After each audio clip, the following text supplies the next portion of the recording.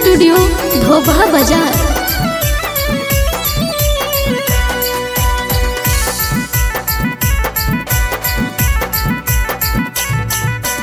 भइल बा भूल कौन पके कबूले माई हमारा के बताई।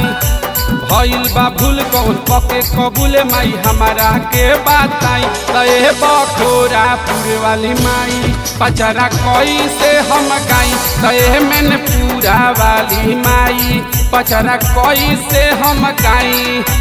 देखी परसनिया हंसेला दुनिया हमारा पोए माई।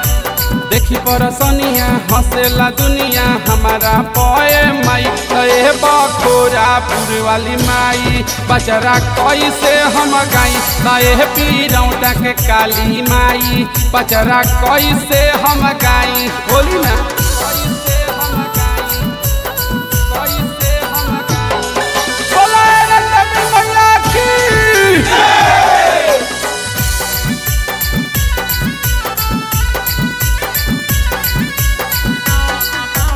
असरा कबूल करो हे महतारी। आई सेवा कवारो रे दुआरी। ललसा पुराव कलसा धराई। खुशी के बात बाजा मंदिर बजाई।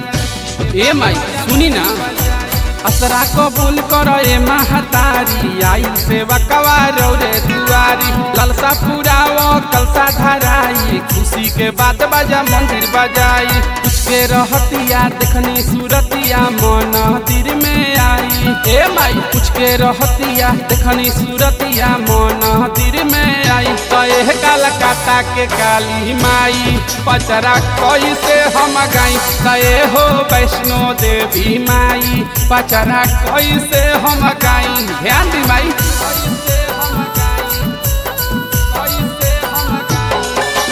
बोले बोले दुर्गा माई की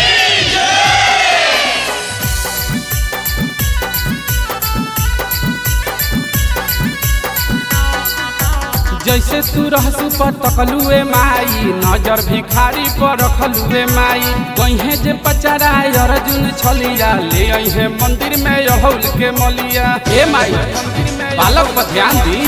जैसे तू रहसु पर तकलुए माई। नजर भिखारी पर रखलुए माई। कहे जे पचरा अर्जुन छलिया ले अहे मंदिर में रहौल के मलिया। धनंजय गीतकार कहे बार बार गीतिया लिखाई। धनंजय गीतकार कहे बार बार गीतिया लिखाई। तय हो आयरन देवी माई पचरा कोई से हम गाई। तय बिहिया के महथिन माई पचरा कोई से हम गाई।